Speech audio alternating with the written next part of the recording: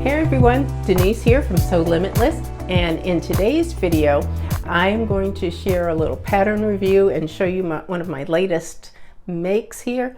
So let's get started. So first of all, let me welcome you back to my channel. If you're returning, if you are new here, then welcome. Thank you for watching my video.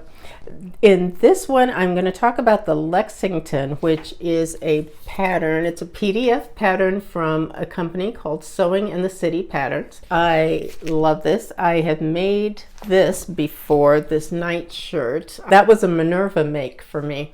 So I will add picture of that. But this one that I'm going to talk about is this here. It's the shorts and the shirt.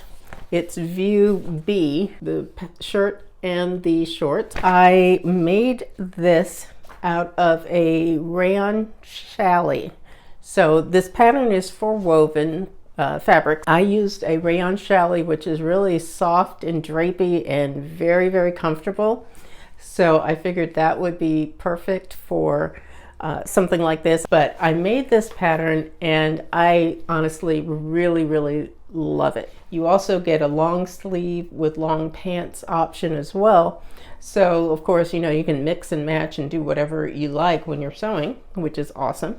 I sized down, I believe, 2 sizes. So I made the size 8, and I did base my sizing, or my choice of size, I based that on the finished garment measurements, which she has on here. It's very roomy and loose fitting. It ended up being perfect, and I have pictures that I've taken that I will show you as well, but it's still roomy and it's still very comfortable.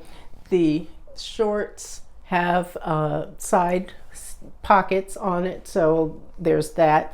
And the shirt is supposed to have a pocket. I actually cut it out and totally forgot to put it on, so I just didn't bother, so I didn't worry about that.